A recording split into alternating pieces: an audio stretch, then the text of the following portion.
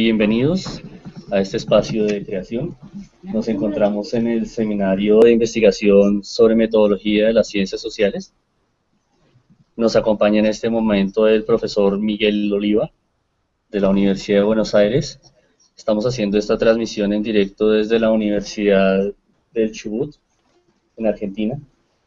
Y quisiera darle la palabra al señor secretario académico de la Universidad del Chubut.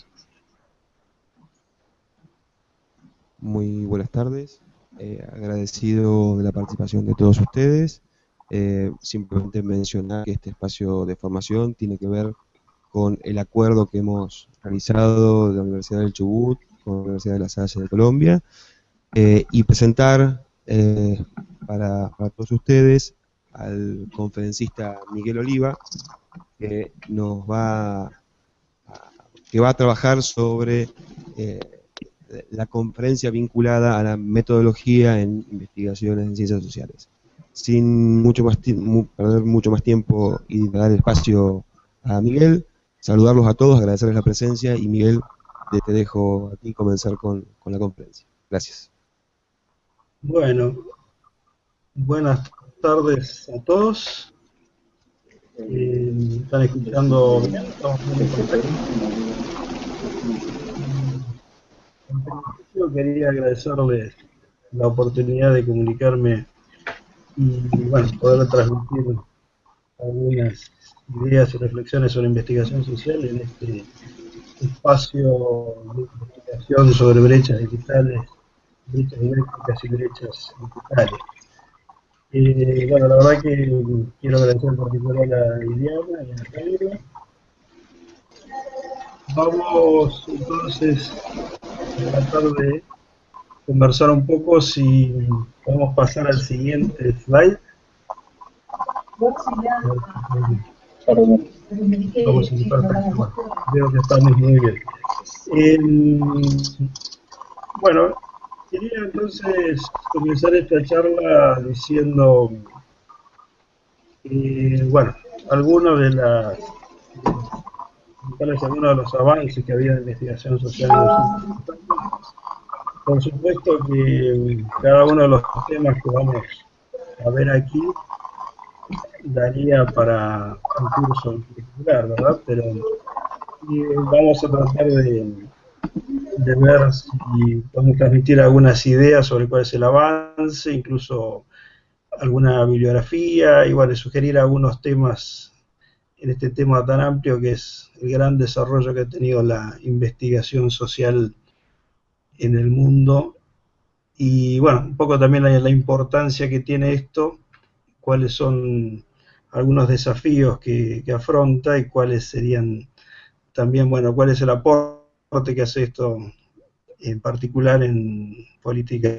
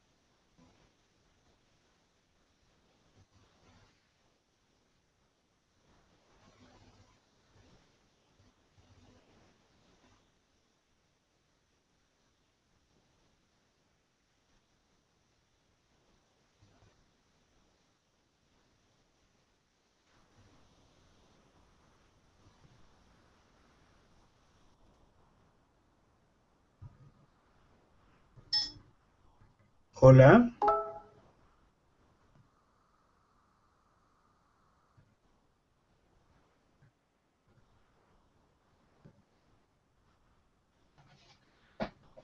Hola, hola.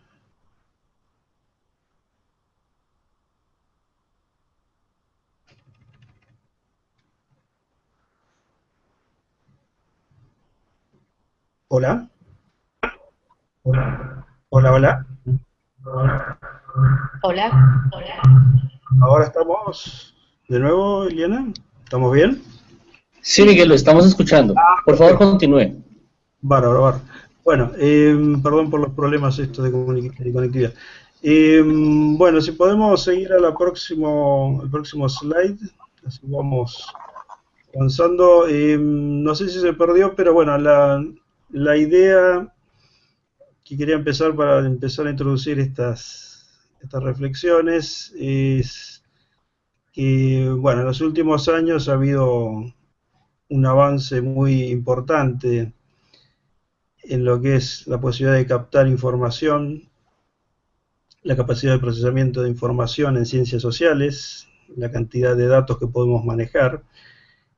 Y en general, bueno, lo que podemos decir también es que no ha habido una interacción, digamos, ¿no? Esta capacidad de captar información y nuevas metodologías, estos avances respecto de avances teóricos en general en ciencias sociales. Eh, lo que, si podemos pasar al próximo, un poco la idea también es que en los últimos años, bueno, este desarrollo de los instrumentos de investigación en ciencias sociales es algo así como el desarrollo de instrumentos que nos permiten a nosotros ampliar nuestras percepciones. Esto quiere decir, bueno, que por más inteligentes que seamos, por más astutos, no podemos saber, digamos, en nuestra corta percepción como seres humanos, por ejemplo, cuánta gente vive en un país, cuántos desocupados o cuántos pobres hay en un país. Entonces utilizamos una serie de técnicas e instrumentos de investigación, tales como los censos, las encuestas, registros administrativos y otros, para poder ampliar nuestra percepción y un poco lo que hacemos, digamos, profesionalmente, y eso es un poco lo que nos distingue, digamos, ¿no?, al resto de otros tipos de trabajo en ciencias sociales, como la filosofía, etcétera, etcétera, es que nosotros en ciencias sociales aprendemos a utilizar estos instrumentos y su aplicación, y aprendemos a interpretar este tipo de datos e información y a usar, siguiendo con la metáfora, estos microscopios y telescopios. Nosotros también lo que hacemos con esto es de alguna manera darle contenido vital a estas observaciones. ¿Qué quiere decir con esto? Que todo lo que hacemos en investigación se hace para intervenir en algo o para hacer algo respecto a la investigación social. Entonces es importante, bueno, cuál es traducir, digamos, estas investigaciones y estos datos que logramos captar a, bueno, a intervenciones sociales relevantes. Si podemos seguir con la presentación, la idea es entonces también empezar de comentar algunas reflexiones sobre cuál es la utilidad o la aplicación de este tipo de metodologías en ciencias sociales.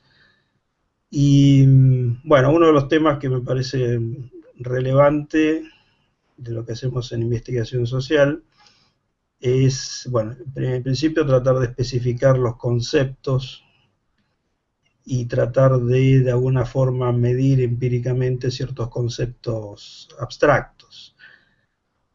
Todos sabemos y utilizamos en la vida cotidiana conceptos tales como clase social, si alguien es religioso o no es religioso, y la idea, y esto justamente es un trabajo arduo, sobre lo cual, bueno, todos los investigadores sociales tratamos de alguna forma de aportar, es, bueno, qué es lo que queremos decir con estos conceptos. Esto generalmente se trabaja con lo que llamamos la operacionalización del concepto, que es decir, bajar a tierra un concepto abstracto en el sentido de, bueno, cómo lo vamos a medir, cuál es el significado empírico que tiene determinado concepto. Y eso yo creo que además es útil como una reflexión. O sea, yo creo que eso es un aporte también a lo que hacemos socialmente, digamos, ¿no? Tratar de ver exactamente qué queremos decir con algunos conceptos es realmente socialmente útil, podríamos decir.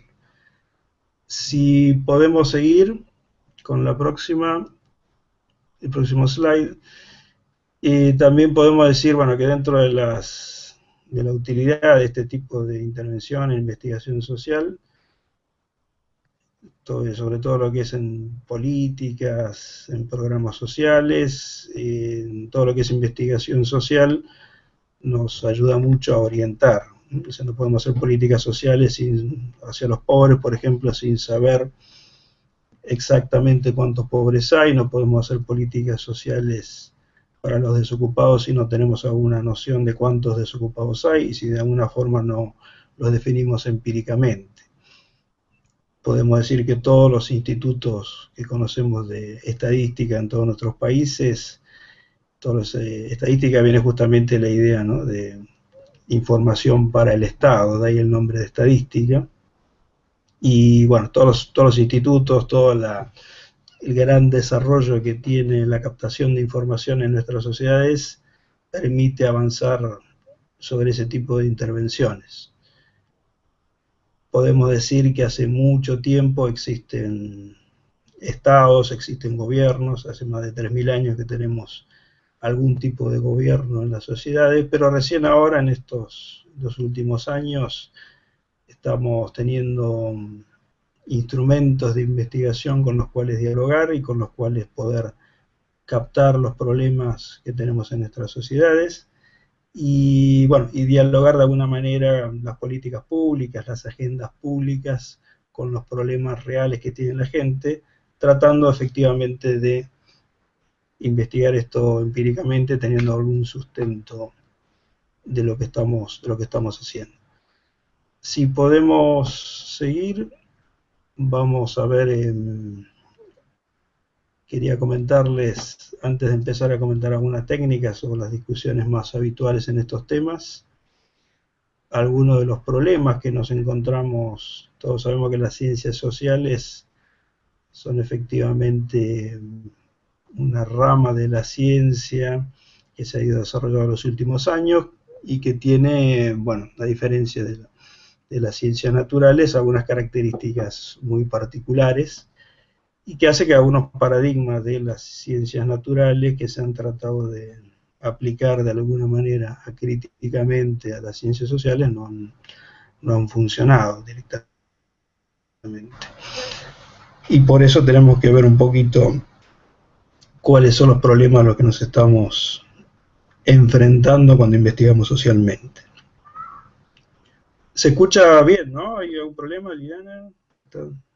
Liliana, estamos bien, ¿no? Bueno, entiendo que estamos bien.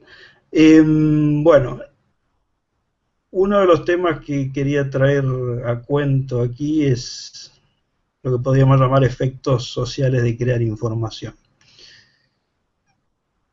Esto quiere decir efectivamente que la creación de información, cuando nosotros medimos determinado concepto, medimos la cantidad de individuos en una determinada clase social o estamento, esto no es inocuo, no es un tema, digamos, que pueda ser fácilmente aprensible, pero lo que estoy tratando de decir, esto por ahí se puede aclarar mejor con un ejemplo.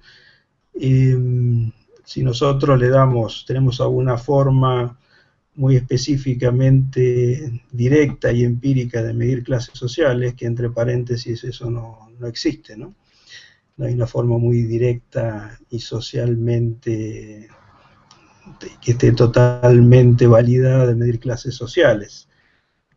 Pero si pudiéramos de alguna manera tener una operacionalización empírica de un concepto para decir un determinado individuo es de clase tal y este es de clase tal, lo que estoy tratando de decir es que ya ese individuo no es el mismo, ese individuo ha cambiado. Entonces nosotros tenemos toda una serie de efectos sociales de crear información que hacen que haya una una interacción muy importante entre lo que hacemos como creación de información e interacción con la gente. Esto, entre paréntesis, es importante en el sentido de una diferencia importante con las ciencias naturales. Eso no existe en las ciencias naturales como un problema tan directo. Sí existe en las ciencias sociales. Por ejemplo, un comentario antes de pasar a la próxima es, hay temas tales como, bueno, ¿cuál es el Producto Bruto Interno que se genera con el narcotráfico, por decir algo, ¿no? O sea, lo que estoy tratando de decir es que no todo se puede medir en ciencias sociales justamente por estos temas de los efectos sociales de crear información. Entonces hay muchas cuestiones que están, ¿no?, que nos están quedando de alguna manera sin poder captar en ciencias sociales, y la reflexión acá es, bueno, tratar de ver un poco por qué se produce eso y cuál es, ¿no? Y lo que estamos tratando de transmitir es que hay un efecto social de crear información que no es similar a otro tipo de ciencias y que es un problema al cual nos tenemos que enfrentar los que estamos haciendo metodología en ciencias sociales. Bien, si podemos pasar al otro slide. Tenemos también un tema, yo creo que también es importante y no ha sido, a mi parecer, en mi perspectiva, suficientemente discutido, y es que muchos descubrimientos en las ciencias sociales, y esto es algo que también nos distingue de todos los trabajos en ciencias naturales, es que lo que descubrimos en ciencias sociales, ahora vamos a ver un cuadrito, una tabla de tabulación cruzada, todo lo que vemos con los datos en una determinada situación social, en un determinado periodo histórico, en un determinado contexto cultural, no es fungible o extrapolable a otras situaciones sociales.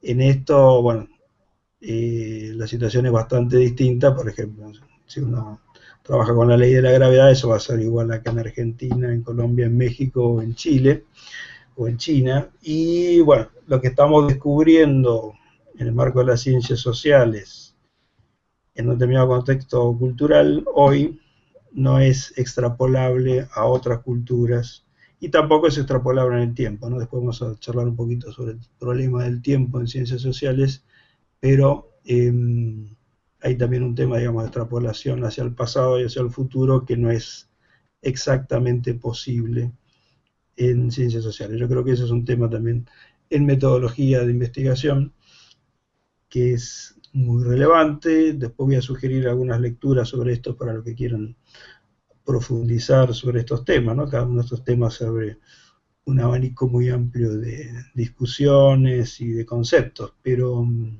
esto está tratado, hay un libro de Alberto Marradi y otros autores argentinos, él es italiano, es un profesor sociólogo muy famoso, y bueno, y explica bastante bien todos estos temas y ha introducido estas discusiones bastante bien en ciencias sociales. En el siguiente slide, si lo podemos ver, ahí les estoy presentando algunos datos para ilustrar este concepto, ¿no? No es el tema de la tabla en sí misma lo que vamos a discutir, pero que es una tabla simple donde estamos viendo las diferencias de condición de actividad entre los varones y las mujeres. Acá podemos ver en general que la inserción de los varones, esto es una tabla que está hecha para Argentina del año 2012 en base a la información de la encuesta permanente de hogares. Lo que estamos viendo aquí es que hay una inserción un poco más fuerte de los varones en el mercado de trabajo que las mujeres. Este es un proceso de modernización social donde las mujeres se han ido incorporando al mercado de trabajo en los últimos 100 años. Nuestras abuelas y bisabuelas probablemente no trabajaban, hoy en día las mujeres trabajan, pero todavía hay unas diferencias en la inserción en el mercado de trabajo, en las tasas de actividad entre mujeres y varones. Y la idea que quería ilustrar con esta tabla en particular es que este tipo de conclusión, este tipo de cuadro, este tipo de información que hemos captado no sería extrapolable a otras situaciones como decía, en China, en Chile, en México, Colombia, ¿verdad? Entonces, aquí también hay una limitación o algo que tenemos que tener en cuenta cuando estamos trabajando en ciencias sociales, cuando trabajamos con pronósticos, ¿no? Un tema también que se aplica a los pronósticos en ciencias sociales, donde nosotros sabemos que un astrónomo sabe dónde va a estar Saturno en el año 2020 y nadie puede saber quién va a ser el presidente de Argentina, Colombia o México, ¿no? Bien, esto es parte entonces de la misma idea. Si podemos continuar, vamos entonces ahora a introducir la idea de dónde vienen también estos temas, ¿no? Un poco es relacionar lo anterior, que era el tema, en cierta forma, de la impredictibilidad, ¿no? de los problemas que tenemos cuando queremos generalizar conclusiones. Y bueno, acá tenemos que introducir una idea que es importante en ciencias sociales, en la investigación en ciencias sociales, que es la idea de la conciencia, ¿no? El tema de la conciencia como problema de investigación científica es relativamente limitado y hace relativamente poco que se está tratando. Y bueno, esto efectivamente para nosotros que estamos en ciencias sociales es un tema muy relevante. La conciencia de la gente hace, digamos, que lo que estamos estudiando justamente, que es en ciencias sociales, que es gente, conductas sociales, etcétera, etcétera, es, bueno, que estamos trabajando con conciencias. Hay una lectura muy, muy interesante sobre estos temas, quizá uno de los científicos más inteligentes que hay en el mundo, que es Michio Kaku. Creo que Eliana había preparado al final un video de este señor cuando termine este.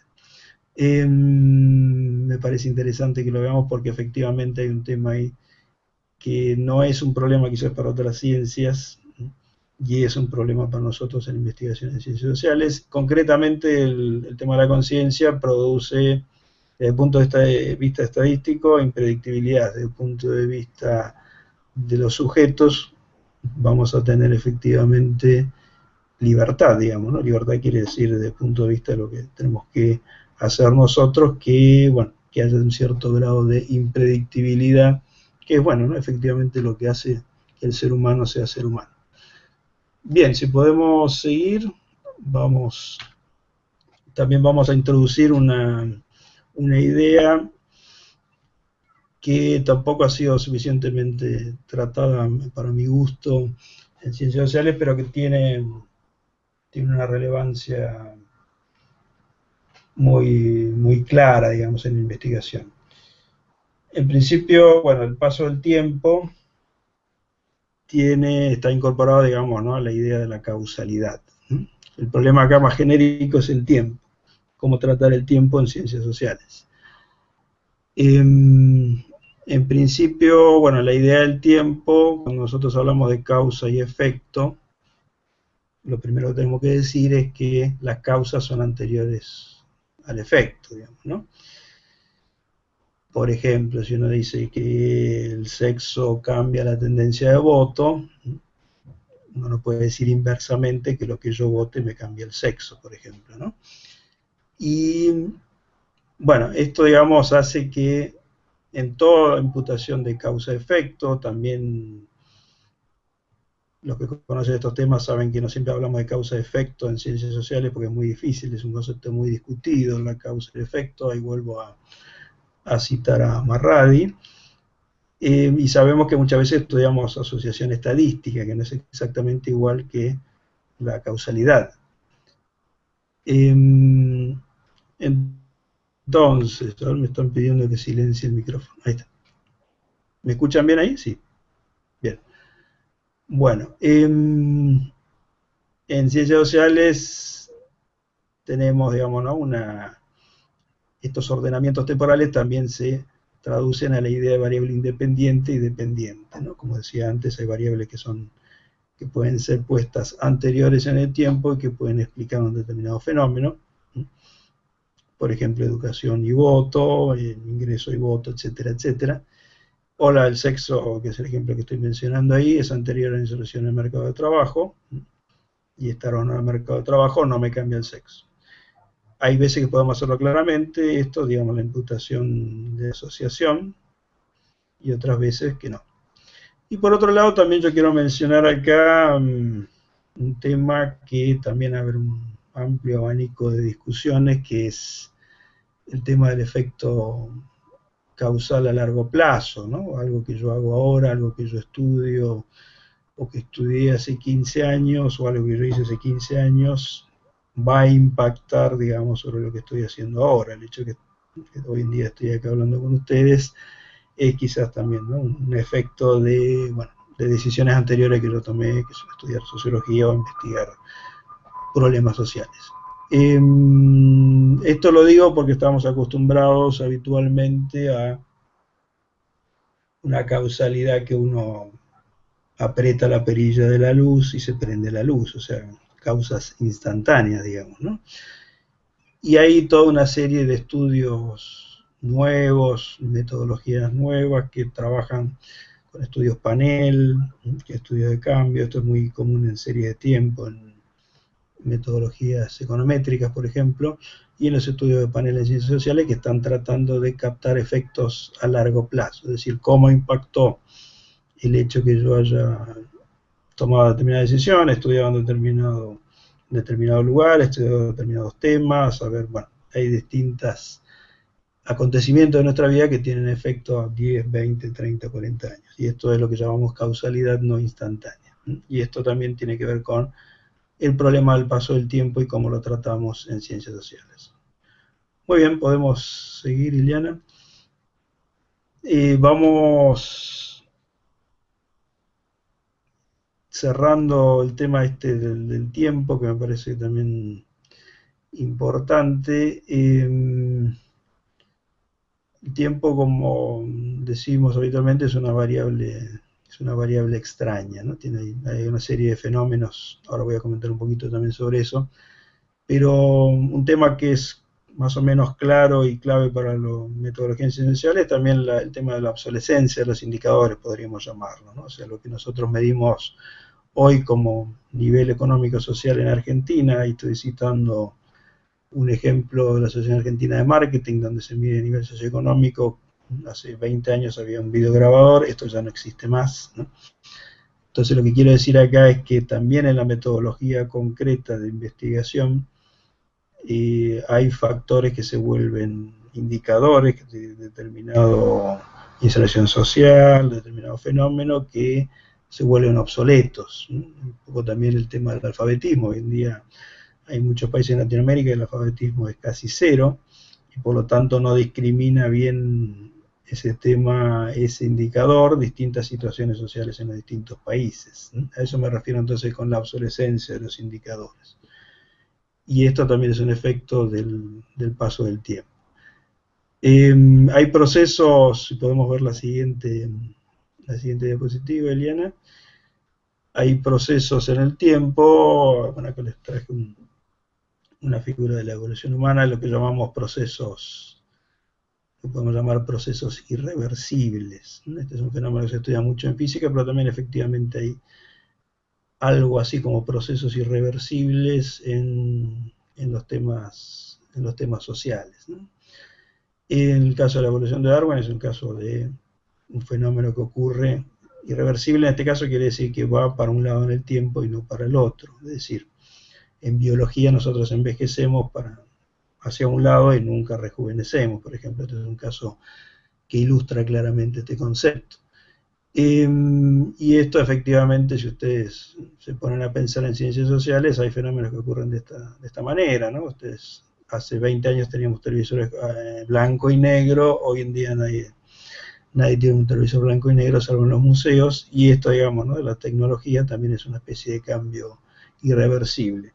Si podemos ver la siguiente, Ileana, la idea también acá es que también acá estamos, ¿no?, hay un dibujo de una imagen sobre el proceso irreversible del paso del tiempo en la edad, y hay temas también en metodología concreta de investigación social, como es el nivel educativo formal. Esto quiere decir que cuando ustedes avanzan y llegan a un nivel formal de universitario completo, nunca van a volver para atrás, ¿no? Nunca van a volver a ser primario completo, por ejemplo. Y esto es un caso también donde podríamos metaforizarlo o conceptualizarlo como una especie de proceso irreversible. Bueno, habiendo explicado un poquito, ¿no? Quizás no quiero desalentar a nadie, digamos, ¿no? De haber visto algunos de los problemas, pero creo que es una discusión importante, digamos, ¿no? Y que estos problemas nos dicen o nos ponen en consideración de algunos problemas que nos enfrentamos en las ciencias sociales y sus metodologías que no son iguales a otras ciencias. Esto obviamente lo hace quizás, no sé si para mí es una de las más interesantes como ciencia, pero también nos pone, digamos, ¿no? en consideración los problemas que tenemos en este tipo de estudios. Y por eso también es quizás una de las ciencias que se comenzó a trabajar históricamente mucho después que las otras ciencias, ¿no? Y quizás también es la más difícil, por decirlo de alguna manera. Bien, podemos entonces avanzar y charlar un poco sobre temas de estrategias de investigación. Y acá nos vamos a meter un poco más en metodologías quizás más concretas y algunos diseños, estrategias que tenemos en ciencias sociales. Avísenme si estamos con tiempos cortos y eso, me avisan. Bueno, las estrategias de investigación son diversas, de acuerdo obviamente a lo que queremos investigar, cuál sea el fenómeno, cuáles son los abordajes, cuáles son las variables que queremos investigar. En principio hay una diferencia que es una clasificación que es bastante habitual en ciencias sociales, que es la clasificación entre diseños cuantitativos, la distinción entre métodos cuantitativos y cualitativos. Esta distinción tan habitual en ciencias sociales refiere en principio a que en un tipo de estudio que es el cuantitativo nosotros tratamos de generalizar conclusiones a un universo. Esto en el próximo slide lo vamos a ver resumido. Si podemos pasar al próximo slide. Ahí, entonces, en el enfoque cuantitativo nosotros tratamos de generalizar conclusiones.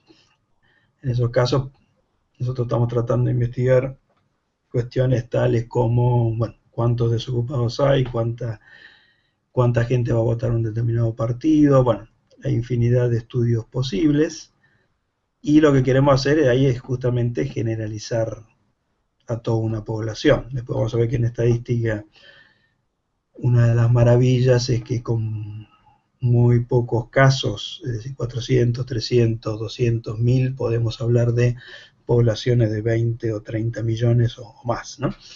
Esto que parece una cosa muy sencilla, muy habitual, efectivamente es un avance de la ciencia muy grande y nos permite estudiar miles de cosas, no solo en sociología, sino también en biología, y nos permite trabajar de una manera que no tengamos que hacer censos para todos los temas, sino que podamos muestrear y sacar conclusiones a partir de poca gente sobre lo que llamamos un universo, que es un conjunto de unidades de análisis.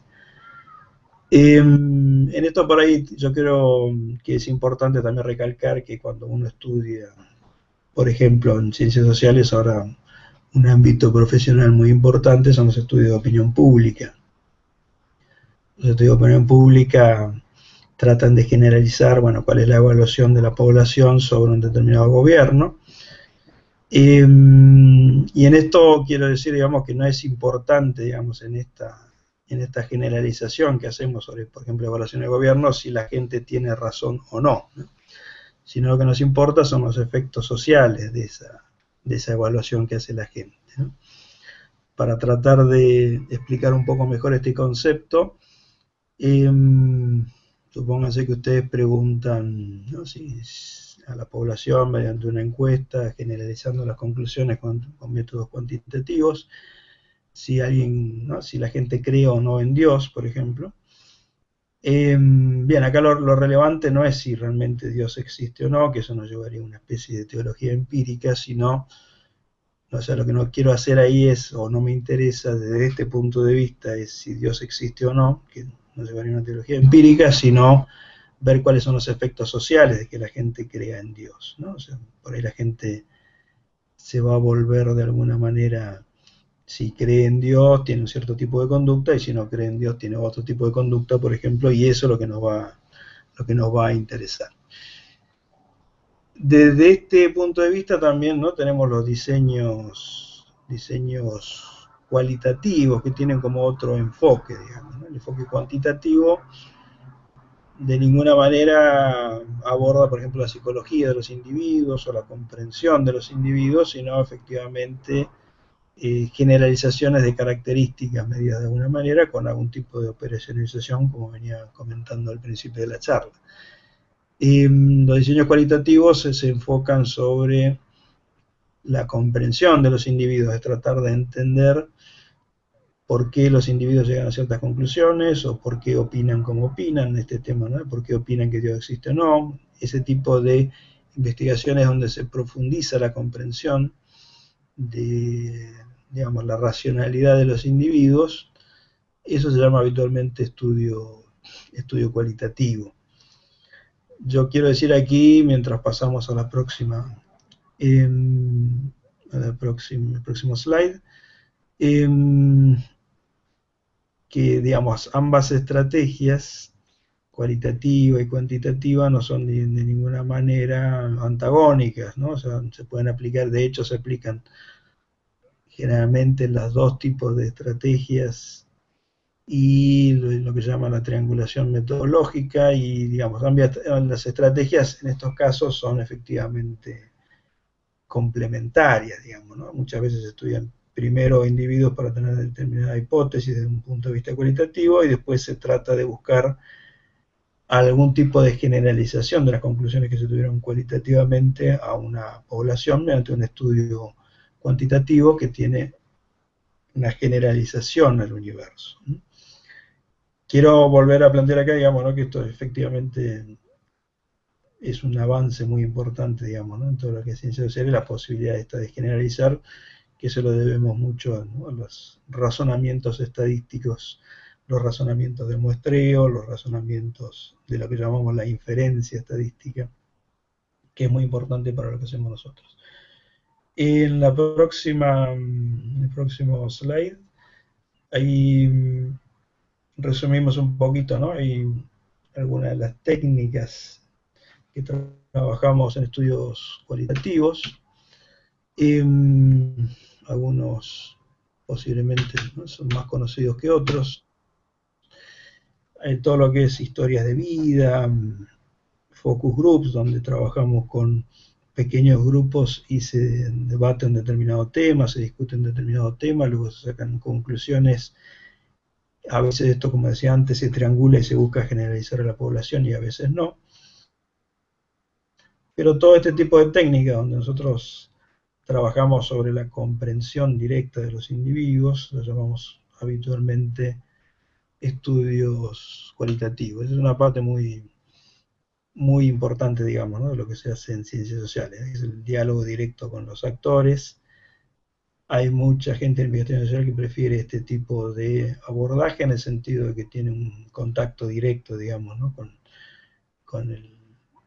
la gente, con la gente que estamos investigando, y hay efectivamente la posibilidad directa de, quizás hay de intervenir, digamos, directamente en los efectos sociales. Y como venía diciendo, siempre que uno hace este tipo de estudios, como dije al principio, siempre se busca hacer algún tipo de intervención, ¿no? O sea, estas cosas no se hacen por hacer, o no somos marcianos que investigamos a la gente que vive en este planeta, sino que somos gente que hace este tipo de investigación para hacer algo, digamos, ¿no?, para hacer algún tipo de intervención.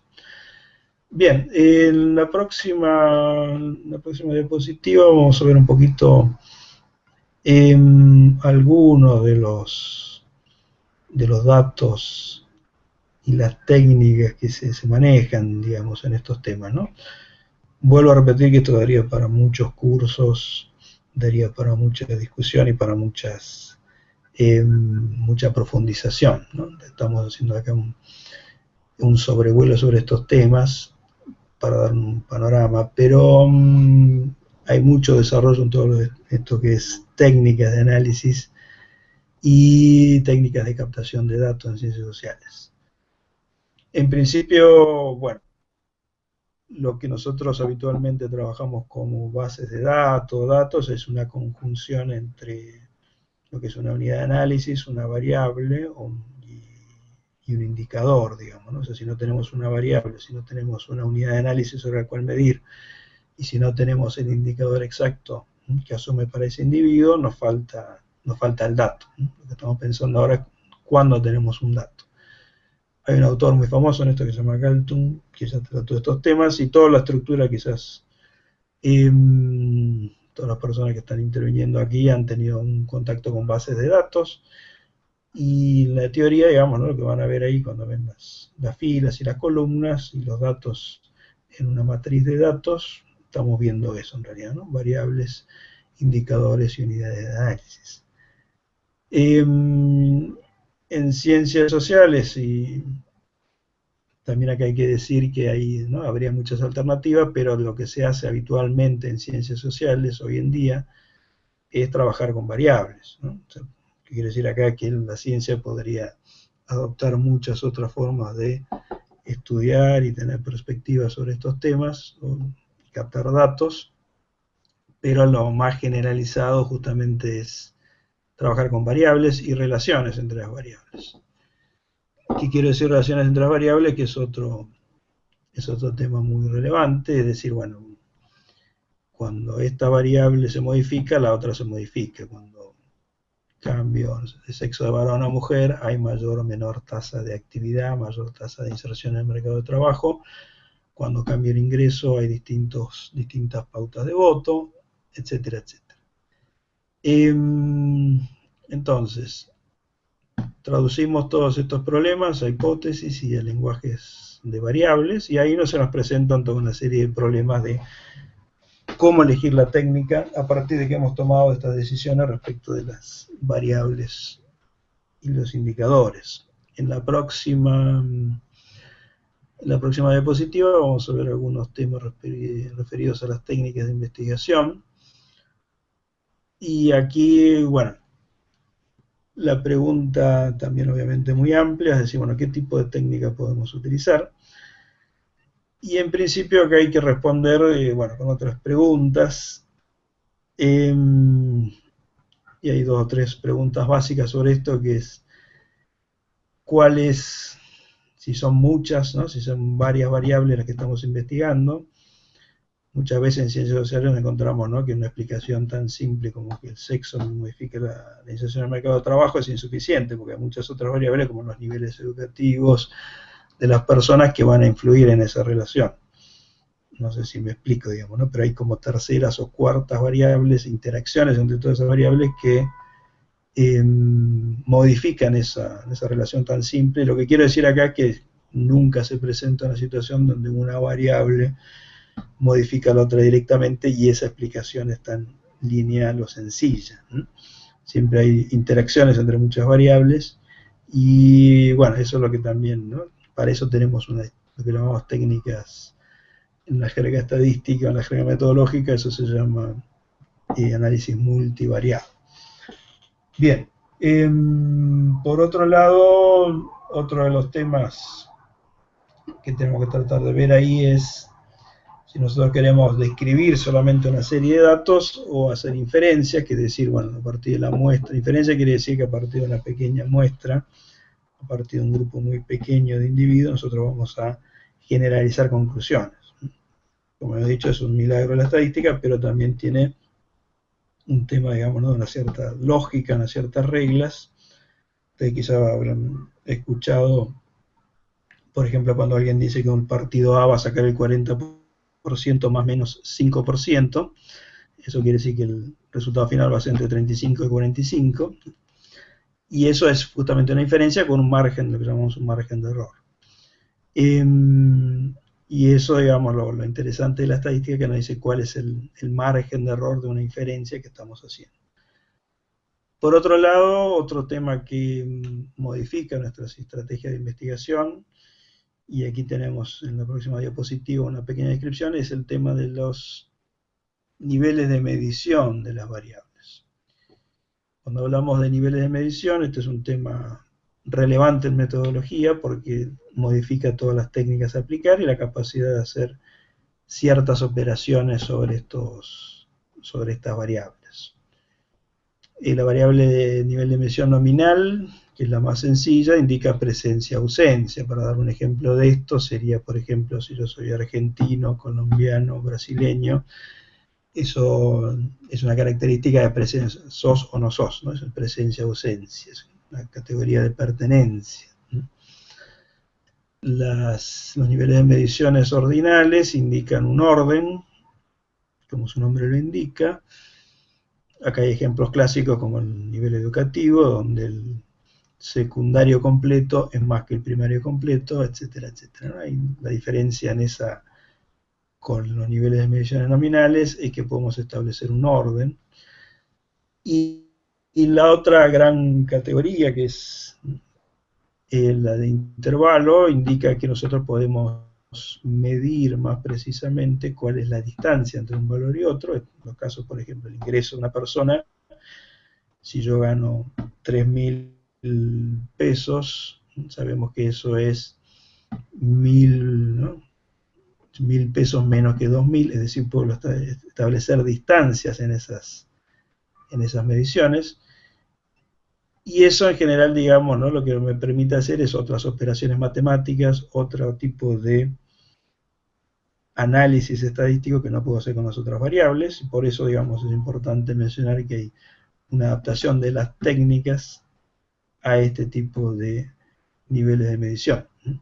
En general, para los que han tenido alguna experiencia en esto, todos en investigación social, se sabe que la medición de intervalo, por ejemplo, ¿no? Si yo digo la edad de una persona, yo puedo traducir eso a una variable nominal, viejo o joven, ¿no? Sin ofender a nadie hay que poner ahí un límite, ¿no? Y dicen, no sé, mayor de 70 años es viejo y menor es no viejo, ¿no? Entonces, esa es una traducción de una variable de nivel de medición de intervalo a una variable nominal que sería joven o no joven, ¿no? Bien. Entonces, también tenemos un nivel de medición de razón, que eso en general es una distinción un poco más fina, donde hay un cero, pero en realidad los niveles de medición de razón generalmente se usan también para variables de intervalo y me permite de alguna manera resumir la información con algunas metodologías estadísticas y algunos estadísticos descriptivos, como vamos a ver en la próxima diapositiva. Vamos a mencionar algunas de las posibles de los posibles índices o coeficientes de resúmenes de información. Si podemos pasar a la próxima, Eliana. Bien, ahí estamos.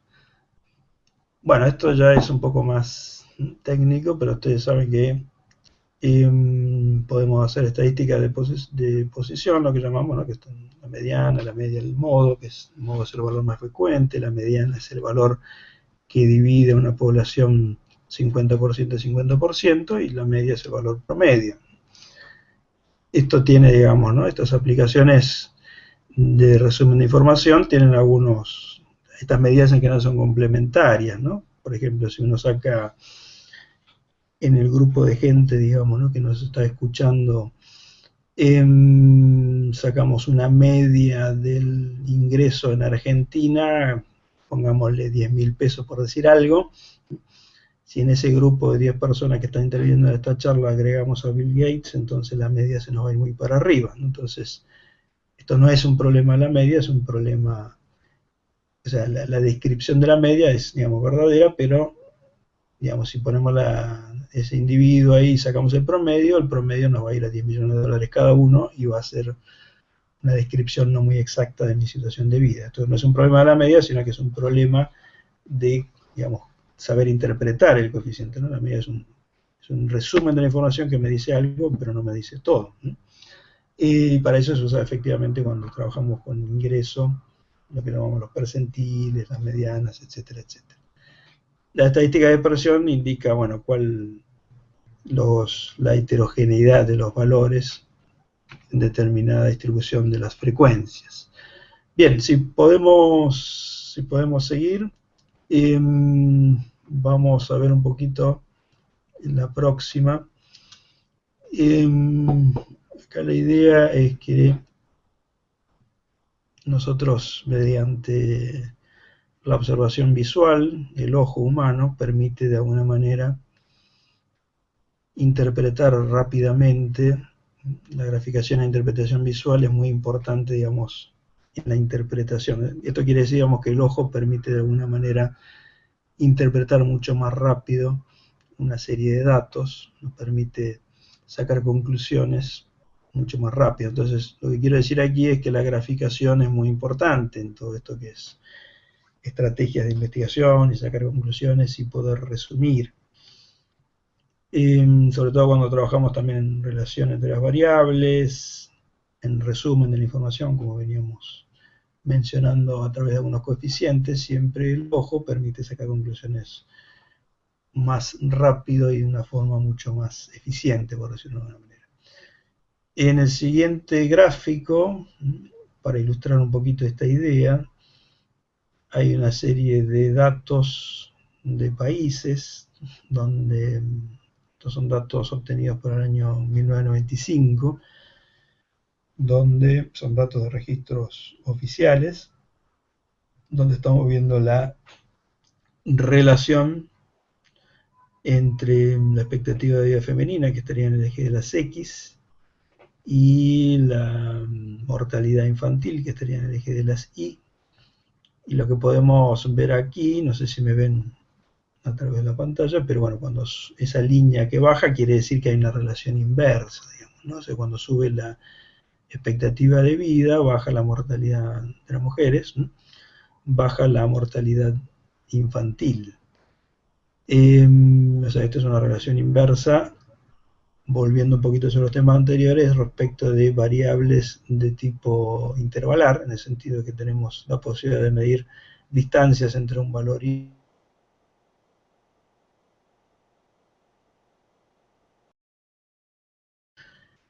aquí, digamos, lo que estamos viendo son variables, y bueno, rápidamente ahí podemos sacar alguna conclusión acertada sobre este tipo de relaciones.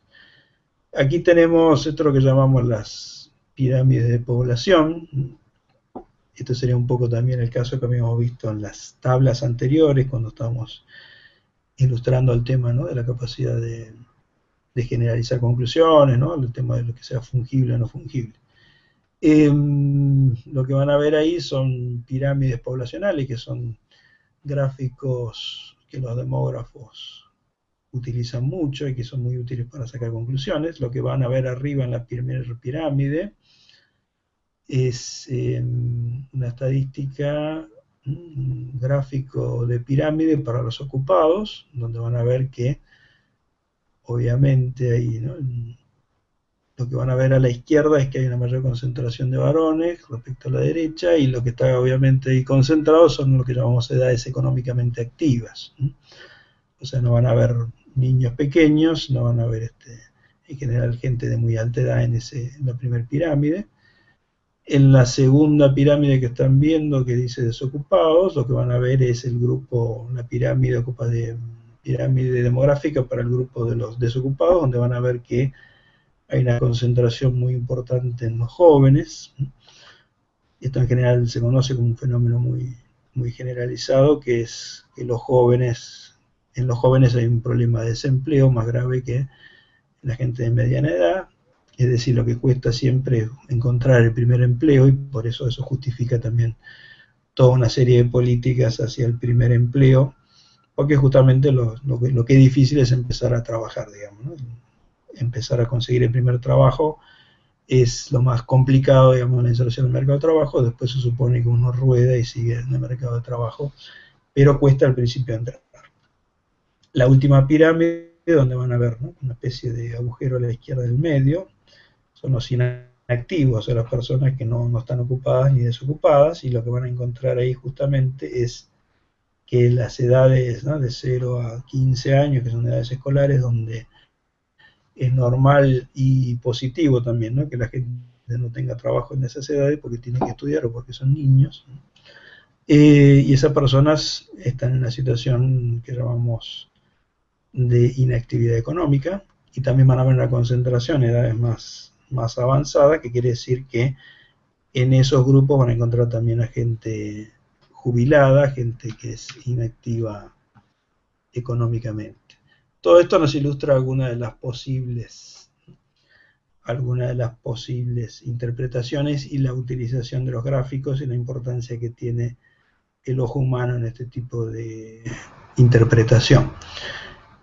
Vamos entonces ahora a ver en nuestra próxima diapositiva algunas ideas. Esto obviamente requiere más profundización, pero quienes quieran verlo y seguir trabajando el tema de la asociación entre las variables de tipo de intervalo, hay una serie de estadísticas que nos resumen esto.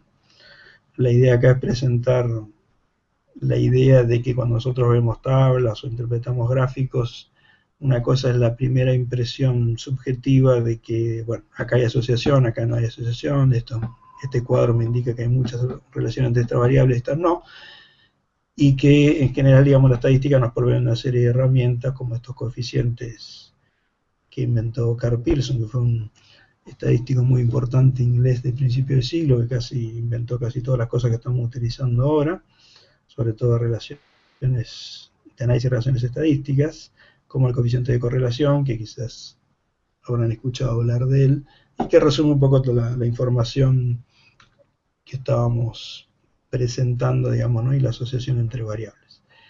Simplemente también para tener alguna referencia, ¿no? De las técnicas que se utilizan y de las ideas que se trabajan, ¿no? Y cuando uno aplica una determinada técnica estadística, tenemos también la idea de la regresión. En la próxima diapositiva vamos a ver, en principio vamos a presentar un ejemplo. Acá explicamos un poquito el gráfico que vamos a ver, donde tienen una relación entre una variable, es un gráfico de dispersión que se llama, ¿no? Con ejes cartesianos X e Y, que está hecho sobre datos del censo del año 2001 en Argentina, y donde tiene una línea X horizontal, que es el porcentaje de hogares con freezer, y la Y vertical de porcentaje de hogares con celular. Entonces, si vemos el gráfico en la próxima diapositiva, lo que vamos a encontrar es algo similar a lo que habíamos visto en la próxima diapositiva, que es una relación lineal entre ambas variables, y lo que encontramos ahí es lo que llamamos recta de regresión, que es de todas las millones de rectas que uno puede trazar, es la recta que es más cercana a todos los puntos, y que de alguna manera nos permite interpretar, digamos, si la recta sube, para decirlo muy sencillamente, quiere decir que las dos variables tienen una relación positiva, ¿no? Sencillamente lo que uno ve ahí es cuando una sube, cuando X sube, Y sube, ¿no? Podría ser obviamente la inversa, que sería una recta de regresión con un beta negativo, que sería y sería una inclinación para el otro lado, ¿no? Que me indicaría, bueno, que los datos suben, cuando los datos de X suben y baja. Eso sería una relación inversa, y se traduciría en una recta de regresión con lo que llamamos un beta negativo.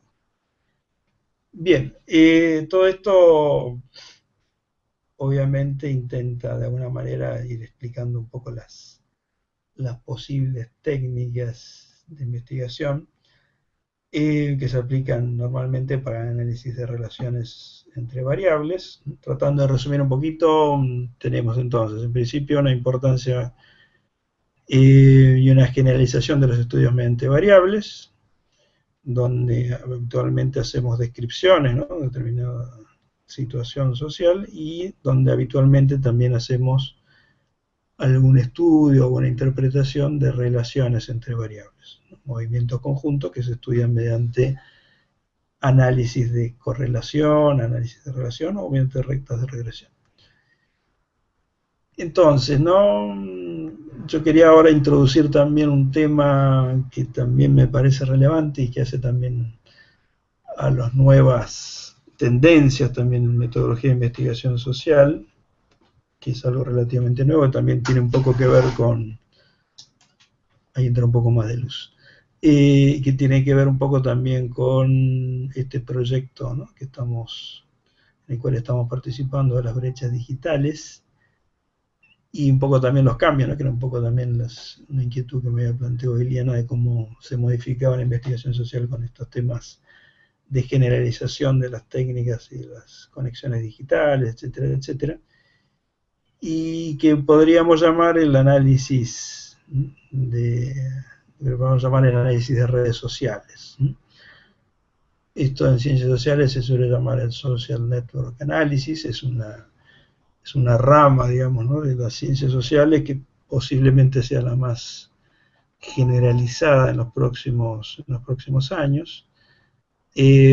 Justamente mucha de la demanda, ¿no?, de este tipo de análisis, concretamente estamos hablando de conexiones, ahora vamos a ver algunas cositas más sobre eso, pero estamos hablando de conexiones entre individuos, ¿no? En este caso son conexiones, lo que están viendo ahí en el gráfico son conexiones digitales de Facebook, pero esto hay que decirlo que viene también de un desarrollo teórico en ciencias sociales que venía de los famosos sociogramas de Moreno, quizás eso lo han hecho en la escuela, ¿no?, que les preguntaban con quién le gustaría hacer la tarea o con quién le gustaría estudiar, y la maestra sacaba una conclusión sobre cómo se formaban los grupos. Obviamente esas técnicas se han obviamente generalizado y se han trabajado mucho sobre técnicas estadísticas para analizar ese tipo de conexiones y ese tipo de relaciones sociales, pero lo que quiero decir acá es que es un poco distinto al paradigma habitual de las ciencias sociales, ¿no? Acá no les he hecho un dibujito, pero ustedes conocen las matrices habituales de datos en ciencias sociales, que son unidad de análisis, variable y valores, ¿no? Todo lo que trabajan con software en ciencias sociales, o mismo, digamos, ¿no?, cuando uno hace una planilla Excel donde están los datos sobre determinado tema, se trabaja así. En el caso de los análisis de redes sociales, las matrices de datos son un poco distintas. En la próxima diapositiva lo vamos a ver. Así vamos también cerrando un poco el tema para ver si hay preguntas sobre estos temas. Bien, acá digamos lo que van a ver que en este sentido las matrices, ¿no?, la forma de trabajar en este tipo de análisis de redes sociales son distintos, ¿no? No hay una unidad de análisis donde tal persona, ¿no?, que es un individuo 1, variable ingreso, en determinado registro.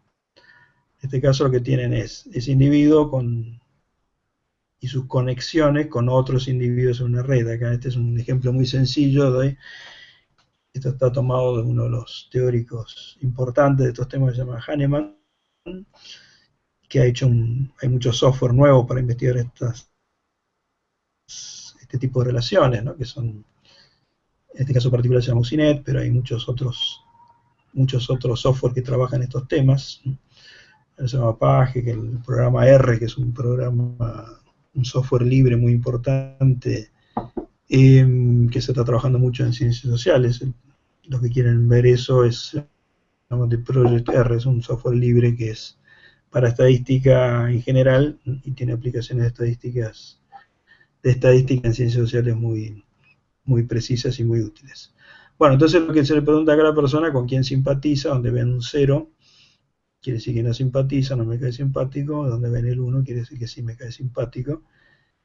Y este tipo de bases de datos se traducen a otro tipo de matrices y otro tipo de análisis empírico que es relativamente nuevo y hace gráficos como lo que vamos a ver a continuación, donde se va representando, ¿no?, una serie de relaciones sociales. En la próxima diapositiva lo vamos a ver, y acá lo que van a ver esto tiene 7 conexiones, y son 7 nodos, que esto se llama, ¿no?, en la terminología, en la jerga de las redes sociales, de análisis de redes sociales, los puntos se llaman nodos, y lo que van a ver ahí son una serie de conexiones, digamos, ¿no? Una serie de, por ejemplo, este es amigo de este se comunica con este, y bueno, todo eso tiene toda una serie de análisis, ¿no?, asociados a ciencias sociales que se utilizan para redes sociales, se utilizan para análisis de relaciones entre empresas, para redes de distinto tipo. Imagínense, por ejemplo, ¿no?, si uno quiere estudiar líderes de opinión, va a tener, por ejemplo, un individuo al que, ¿no?, al cual todos escuchan y tienen opiniones sobre, escuchan las opiniones de él, ¿no?, y eso en general, digamos, ¿no?, para ese tipo de análisis se utiliza más lo que llamamos habitualmente redes sociales. Y acá poniéndome un poco más abstracto, o más teórico, digamos, ustedes podrían pensar también, no, las redes sociales no son simplemente conexiones reales, sino que, por ejemplo, si ustedes hablan en español, eso implica que ustedes tienen conexiones potenciales con mucha gente, ¿no? Si ustedes hablan inglés, tienen conexiones potenciales con más gente. Si hablan español, tienen conexiones potenciales con mucha gente.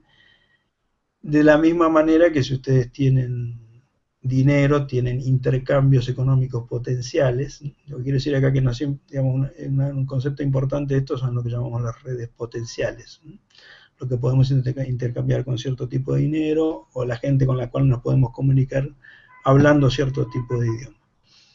Bien, todo esto tiene que ver entonces con estos nuevos paradigmas que llamamos del Social Network Analysis.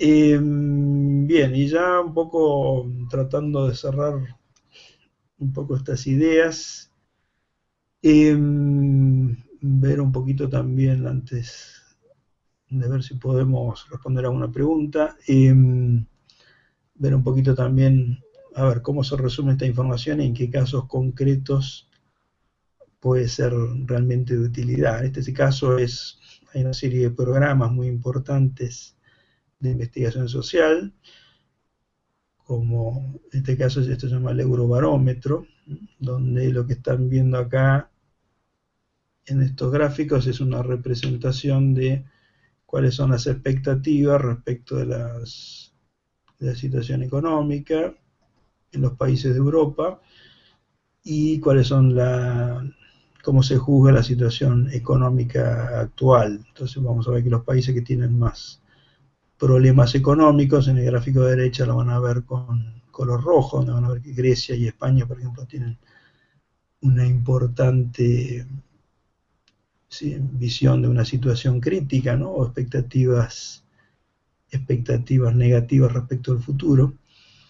Y esto nos está indicando, ¿no?, una serie de temas, cuando uno lo ve, y lo ve traducido y georreferenciado y resumido, digamos, ¿no?, como decíamos, de una forma accesible a los humanos, ustedes pueden sacar conclusiones rápidamente con un dato generalizado y, bueno, y tener, digamos, también conclusiones que nos pueden servir para la intervención social. Todos los que quieran, digamos, ahí también hay en la próxima, al final hay una bibliografía donde van a ver los links a estos repositorios de datos. Al final está la bibliografía. Y bueno, sería importante de alguna manera, digamos, ¿no?, comentar, digamos, que hay grandes proyectos de investigación y recolección de datos en estas áreas, y que esos, digamos, ¿no?, estos grandes proyectos, en principio, bueno, nos hacen pensar de que todo lo que es investigación social aplicada, todo lo que es la metodología de investigación, tiene una relevancia muy importante en lo que es el desarrollo de las sociedades modernas, y por lo tanto vale la pena tratar de mejorarlo y tratar de investigar y tratar de ver efectivamente cuál es el aporte que podemos hacer como investigadores sociales al desarrollo de la sociedad y al mejoramiento de la sociedad, ¿no? Es un poco quizás la moraleja que venimos a traer de esta charla. Obviamente les reitero que todos estos temas podrían ser profundizados y especificados cada uno en mucho detalle, pero la idea, ojalá que en algún momento podamos hacer un seminario o un curso sobre un tema particular. Yo creo que también es importante ¿no? En esta charla y en este proyecto de investigación, tratar que esto también es una especie de excusa para tratar de discutir temas académicos de un modo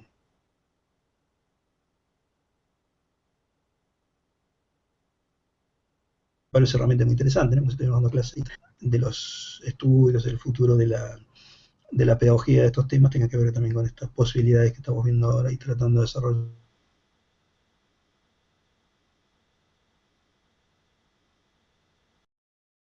estas comunicaciones. Así que te agradezco mucho, vamos a dejar no sé si se puede escuchar algunas preguntas, si no, Liliana me había mandado unas preguntas y vamos a ver si podemos conversar un poquito sobre eso. Quiero saber, porque no estoy escuchando, si tienen feedback adecuado de esto.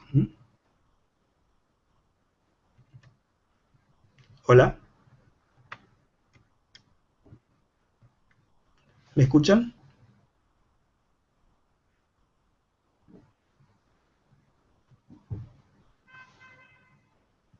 Miguel, ¿me estás escuchando? Ahí te escucho, sí, sí. Bueno, perfecto. Hay varias preguntas. Eh, Hemos utilizado una combinación de redes sociales. Se utilizó un hashtag. Está un momento que está haciendo eco. Bájame de acá. Se utilizó un hashtag en Twitter y acá hay algunas preguntas que me gustaría leerte. Por ejemplo, Judith Álvarez pregunta, ¿podría por favor ampliar la relación entre las causalidades y el efecto en el sujeto? Adelante, Miguel. Causalidades. Bien. Sí, acá resumidamente, ¿me escuchan bien? Sí. Bueno, supongo, espero que me escuchen bien. La relación en la causalidad en los sujetos. Lo que por ahí sería interesante, muchas gracias por la pregunta. Lo que por ahí sería interesante ver acá es que toda la idea de causalidad es un poco complicada en ciencias sociales. De hecho, este autor que había mencionado, Marradi, dice que no tiene mucho sentido hablar de causas de la misma forma que hablamos en ciencias naturales de causa, ¿no? Hay un control de todas las variables, ¿no? Y bueno, hay una variable que varía y que hace un efecto sobre otra variable dependiente y eso le llamamos la causa. Lo que sí hay, digamos, en investigación social es intentar establecer relaciones entre determinadas relaciones que podríamos llamar, ¿no?, en el paradigma que estamos tratando acá, relaciones de asociación estadística, ¿no?, relaciones más bien de probabilidad. Una persona, por ejemplo, ¿no?, en las relaciones estadísticas, si en una familia existe gente de nivel universitario, los padres son de nivel universitario, es más probable que los hijos tengan nivel universitario y eso se traduce, digamos, en lo que hacemos nosotros en una determinada relación de asociación estadística, digamos. Pero con el tema de causalidad, eh, ahí quizás, digamos, habría un paréntesis en el sentido de que es un concepto que se está discutiendo mucho de qué significa, también por estos temas, ¿no?, que veníamos diciendo que estamos acostumbrados a una relación de causalidad instantánea de alguna manera, ¿no? Es decir, bueno, pasa esto, ¿no?, modifico esto y pasa lo otro. Y quizá eso también es un poco insuficiente para ciencias sociales, ¿no? Cuando se habla de sujeto y objeto, yo creo que ahí es bastante difícil decir exactamente qué estamos pensando con las causas, ¿no? Y esto tiene que ver también con el tema de los experimentos, ¿no? Quizás me estoy yendo un poco para otro lado, pero el tema de todos los diseños experimentales, que era un poco lo que veníamos tratando de ver, que es un método que se utiliza muy bien en las ciencias naturales y que hemos, ¿no?, de alguna forma eso se ha tratado de extrapolar un poco críticamente a las ciencias sociales.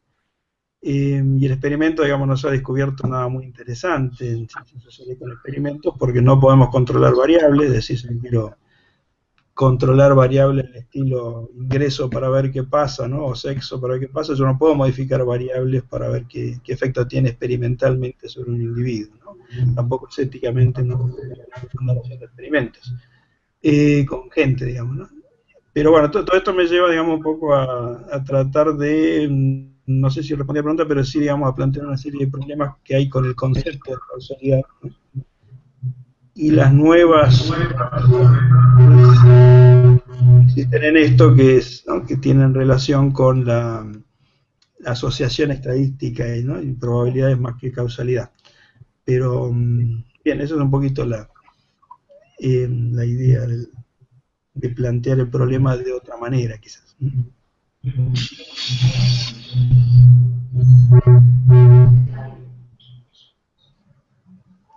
Hola, bueno, muy clarificador el licenciado Oliva. Aquí hay otras preguntas. Laura pregunta, bueno, sociograma de ayer, Facebook de hoy para los profesores. El sociograma. Bien. Es una buena pregunta. El sociograma es lo que utilizábamos antes, entonces un sociólogo llamado Moreno, como había comentado, donde ustedes están relaciones, ¿se acuerdan de eso en la escuela? Individuos, alumnos, eso se aplicó a relaciones. ¿Qué empresa? Esperen que voy a bajar un poquito el sonido. ¿Qué empresas se relacionaban con cuál, etcétera, etcétera? Y todo eso se trabajaba con una serie de gráficos, ¿no?, y análisis de relaciones entre individuos. Es interesante, digamos, ¿no? Quizás el Facebook lo tendría que haber inventado algún sociólogo, ¿no? Pero bueno, no lo inventó ningún sociólogo, sino que lo inventó otra persona de otra área, Zuckerberg. Y bueno, hay digamos, lo que estamos viendo ahora es esto que llamamos las conexiones potenciales a través del Facebook, a través de estos temas de conexiones digitales, que es un poco también lo que estamos tratando de aplicar acá, ¿no? Este tema de las brechas digitales, que hacen un poco como decía McLuhan, ¿no?, que estamos viviendo en una aldea global. Esto quiere decir, ¿qué quiere decir esto exactamente? Que estamos ampliando nuestra capacidad de conectarnos, lo que decíamos las conexiones potenciales, no sé si se entendió eso, pero si hay, no sé, 100 millones de personas que hablan español, yo hablando español tengo conexiones potenciales con esas personas, ¿no? Si hay 1.000 millones de personas que hablan inglés, yo hablando inglés tengo conexiones potenciales con esas 1.000 millones de personas, para decirlo simplemente, ¿no? Lo que hacen, digamos, nuestras nuevas tecnologías es ampliar muchísimo la capacidad de relacionarme con gente, y eso, por otro lado, me obliga también a una selectividad, digamos, ¿no? O sea, yo, si me puedo conectar a 1.000 millones de personas, obviamente ahí tengo que seleccionar exactamente con quién me voy a conectar, digamos, ¿no? O sea, por el tiempo de nuestra vida, nuestra corta vida humana, sigue siendo limitado, ¿no? Entonces, yo creo, digamos, ¿no?, que las nuevas conexiones que se producen con las nuevas tecnologías de redes sociales, ¿no? Todos sabemos que estas nuevas conexiones van a poder, van a permitir de alguna manera conexiones de comunidades de interés de investigación específico, ¿no? Esto lo vemos mucho con LinkedIn, por ejemplo, ¿no?, que hay gente que le interesa determinado tema y se vincula entre otras personas también interesadas en este tema, ¿no? Yo paso por acá también un aviso, una propaganda. Nosotros tenemos una red de metodología de ciencias sociales en Latinoamérica, donde obviamente todos los que les interese están invitados a participar. Se va a hacer ahora en Costa Rica una nueva reunión de esto, pero a la gente que le interesa la investigación social tiene la posibilidad de conectarse a través de esto. Y esto en teoría lo que hace, digamos, es justamente ampliar muchísimo la posibilidad de conectarme con gente y la posibilidad de armar comunidades de investigación, por alguna manera, que tiene algo que ver con estos sociogramas, ¿no?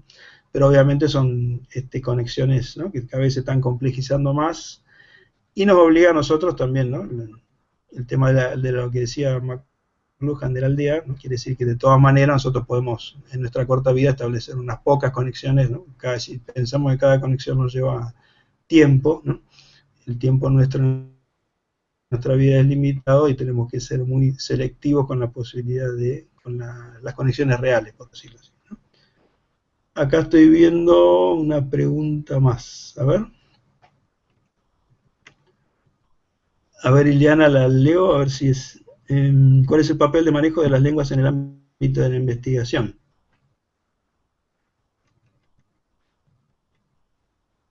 Me parece, Ileana, que no te escucho, ¿eh? Hola. Me parece que no se escucha el audio, ¿eh? A ver si...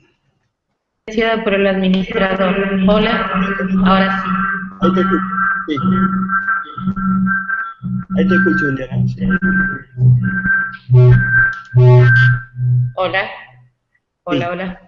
¿Me escucháis? Bueno, de alguna forma estuviste como rodeando estas preguntas. Dice, ha mencionado el tema de las lenguas en el alcance de las investigaciones. ¿Será acaso entonces una ventaja ampliar el espectro de las lenguas para ampliar el alcance de la investigación? Si solo hablamos español, el alcance es menor. ¿Cuál es el papel del manejo de las lenguas en el ámbito de la investigación? Otra, el no estar conectado a redes, no hablar lenguas. ¿Es acaso una limitante para el alcance de una investigación en el contexto actual? Bueno, obviamente son muy buenas preguntas y difíciles de responder. En el tema de la lengua en particular, ¿no? En el tema de la lengua, yo diría, bueno, vuelvo a referir un poquito a este tema de las conexiones potenciales. Las conexiones potenciales me parece que es un tema relevante también en ciencias sociales, y refiere un poco, ¿no? El tema, por ejemplo, ¿no? De que si uno habla un lenguaje que es un dialecto que solo hablan, no sé, 1000 personas, obviamente va a estar limitado en sus conexiones respecto de un idioma donde, por eso refiero, ¿no? Esta idea de la idea de conexión potencial. No quiere decir que uno hable con todo el mundo al mismo tiempo, obviamente, ¿no? Sino que lo que quiero decir acá es que potencialmente ustedes se pueden conectar con más gente con un idioma más generalizado. Esa es un poco la idea. Por eso todo el mundo de alguna forma intenta aprender inglés, por ejemplo, ¿no? O trabaja. Y es muy posible también que en la evolución de los asuntos humanos ¿no? Se vaya tratando de unificar de alguna manera estas conexiones potenciales, ¿no? La gente estudia chino ahora también por una posibilidad de ampliar una serie de redes potenciales de conexiones mucho más amplias, ¿no? De todas maneras, yo creo que también que yo voy a citar esto que mencionaba, ¿no? De nuestra red de metodología acá en Latinoamérica. Si bien yo no creo, digamos, ¿no? Que la ciencia tenga que estar limitada, ¿no? A comunidades o a relaciones, a situaciones, digamos, de un país determinado, un sistema social determinado, una comunidad determinada. Yo creo que por otro lado, digamos, compartir lenguas o compartir un determinado idioma nos acerca mucho, digamos, ¿no? Hacia un grupo de gente que vive con nosotros, etcétera, etcétera. A esto me refiero también que es importante, digamos, ¿no? En nuestros casos de investigadores latinoamericanos, muchas veces nos enteramos mucho más de lo que pasa en Europa o en Estados Unidos, de lo que está haciendo gente que investiga acá en Latinoamérica. Esto me ha pasado un poco en la experiencia de participar en esta red latinoamericana, que uno descubre que hay muchísima investigación y muchísima gente muy interesante en Latinoamérica que habla español o que habla portugués, etcétera, etcétera, y que realmente deberíamos intentar también establecer una red, ¿no? con estas realidades que son más bien locales, ¿no? Y tratar de profundizar eso. Pero en general yo creo que el problema de la lengua es, ¿no? Es un problema genérico de la cantidad de conexiones potenciales que podemos establecer. Y en ese sentido, para la ciencia, digamos, ¿no? Es importante de cualquier manera ampliar lo más posible ¿no? Y ofrecer también que otra gente en otras de otras lenguas, en otros países, en otras culturas, pueden leer lo que queremos aportar nosotros desde el punto de vista científico. Esto tiene relación con el tema de no estar conectado a redes, ¿no? Si utilizamos la misma idea, digamos, de conocimiento de las redes potenciales, ahí hay una, aplicando el mismo concepto, digamos, ¿no? Yo creo que es importante que nos digitalicemos de alguna manera, que participemos en redes, comunidades virtuales de nuestros ámbitos de interés. Yo sé que mucha gente estudia, por ejemplo, educación, de la gente que está participando en esta charla. Hay gente que le gusta la investigación social, hay gente que le gusta las políticas sociales, y yo creo que es realmente importante, ¿no? Tratar de integrarse a redes, de alguna manera, redes digitales, a conexiones que, no solo, digamos, desde el punto de vista social, ¿no? En Facebook tenemos conexiones sociales, pero yo creo que es importante también aprovechar ese tipo de tecnología de conexión para la ciencia y para la investigación social y para nuestros ámbitos de interés en general. Lo que quiero decir, digamos, que cuanto más conectados estemos, posiblemente más informados estemos. Cuanto más informados estemos, mejores científicos o investigadores vamos a ser. Y no hay que tenerle, obviamente, miedo a esto, ¿no? Yo veo muchas redes sociales donde hay mucha gente que intercambia problemas de investigación, en LinkedIn, en este tipo de redes que les comentaba antes, y yo creo que todo eso es un aporte, digamos, ¿no? Y yo creo que tratar de alguna manera, como estamos haciendo el esfuerzo acá, ¿no? Con todos los problemas de conectividad y que se nos acopla, yo creo que es importante el esfuerzo de vincularse con otros investigadores de estos temas y de participar de comunidades virtuales y participar de otras experiencias en otros países, y eso nos va a enriquecer como investigadores, como científicos y como personas, ¿no? Esto tiene obviamente el problema que decía antes, ¿no? De la selectividad necesaria. Vuelvo a reiterar este concepto, pero me parece que es relevante acá, ¿no? Si ustedes tienen la posibilidad de conectarse con Facebook, tenemos algo así como 500 millones de personas, ¿no? Corríjanme por ahí si estoy equivocado, pero creo que andaba por ahí un poco más ahora. Obviamente no nos podemos conectar con todos, ¿no? Yo creo que eso está claro. Hay una cuestión ahí de nuestra vida humana sigue siendo un promedio de 70, 80 años, ¿no? El tiempo, si uno suma el tiempo ahí, obviamente es un tiempo limitado. Si cada conexión nos lleva X tiempo, haciendo una suma, como hacemos los metodólogos, digamos, ¿no? De los tiempos que nos llevan a ¿no? Esas conexiones, obviamente no podemos conectarnos con todo el mundo. Entonces el problema de ahora no es tanto la cuestión, hay problemas también obviamente, ¿no? La cosa técnica, ¿no? La cosa tecnológica de cómo conectarnos, pero el otro problema también importante es saber con quién nos vamos a conectar, ¿no? Y saber seleccionar todas esas posibles conexiones, ¿no? Pero, de hecho, todos han tenido la experiencia, digamos, ¿no? De que hoy en día la posibilidad de no solo conectarse cara a cara, sino obtener textos, de intercambiar con otros individuos y establecer conexiones con científicos o investigadores que trabajan los temas que a mí me interesan, es muy, muy importante. Y bueno, y obviamente también uno tiene que ir seleccionando eso, ¿no? Seleccionando con quién me quiero conectar y con quién no. Bien.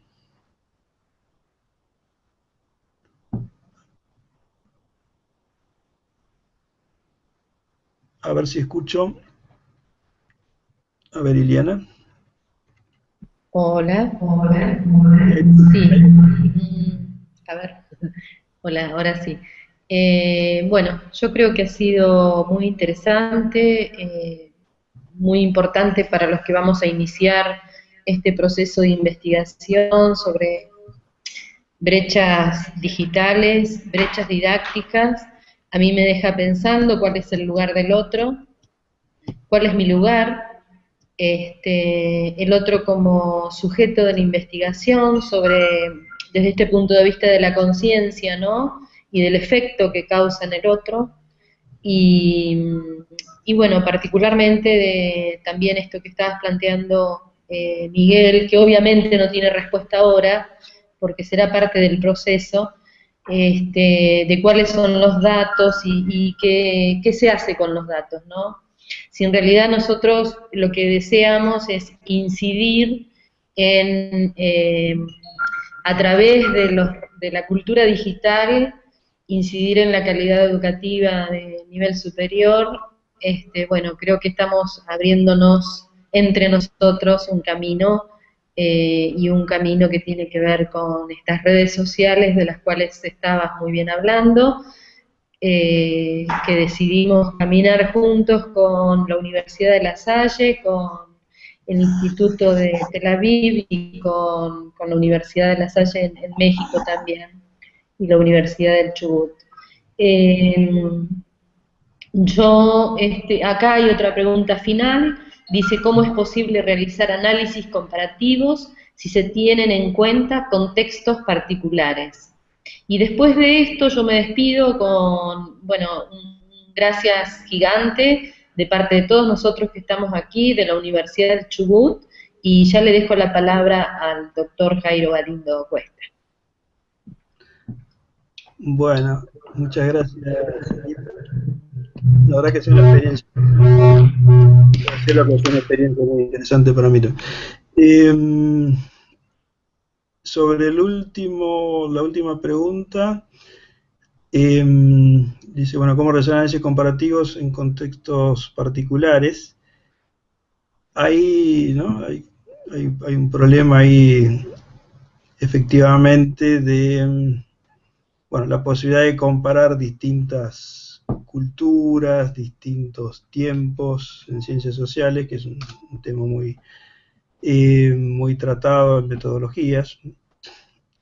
Les doy un ejemplo. Bueno, si uno quiere investigar, por ejemplo, ¿no?, el efecto de un sistema democrático o un sistema no democrático, tiene que comparar lo que llamamos sistemas distintos. O sea, dentro de un país democrático, la democracia no es una variable, sino que es una constante, digamos. Entonces uno debería comparar distintos países para ver el efecto de esa variable institucional. Lo mejor sería, obviamente, que tuviésemos encuestas o sondeos o datos de los investigadores sociales. Nos encantaría tener información sobre todas las personas que habitan en el mundo y que los países sean una variable más, digamos, ¿no?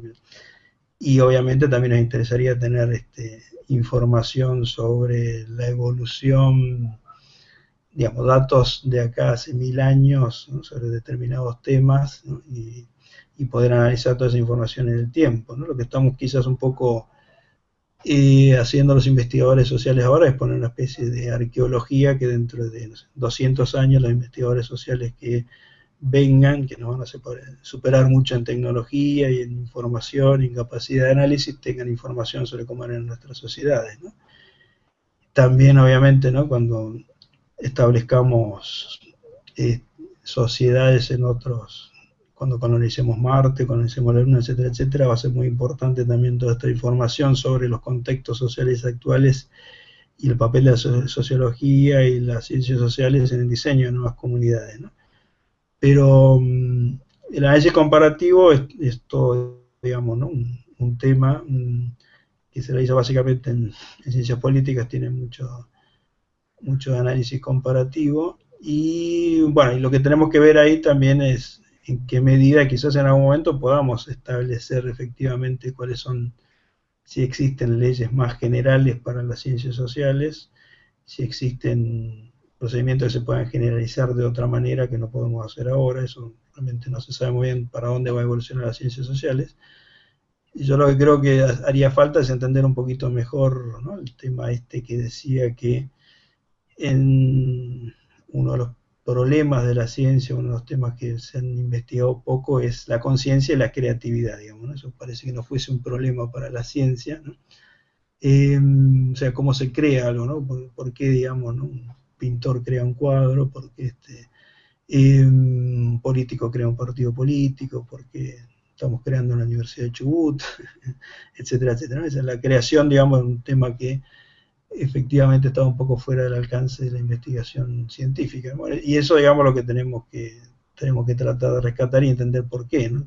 También quiero decir que esto obviamente va a ser un tema de la posibilidad, digamos, nosotros en ciencias sociales de tratar de trabajar interdisciplinariamente también con otras ciencias, ¿no? Eso es un problema un poco más grande, digamos. Pero digamos, la capacidad de generalización, digamos, de ciertas descripciones y eso yo creo que por el momento sigue siendo limitada y que eso simplemente lo tenemos que tener en cuenta y no quiere decir, no le quita valor al análisis, sino que simplemente lo tenemos que tener en cuenta para ver por qué lado podemos, ¿no? Tenemos que ser conscientes de cuáles son los alcances de las conclusiones, los alcances de los datos que tenemos, los alcances de la investigación que estamos haciendo en el tiempo y en el espacio. A eso me refería yo cuando hablaba de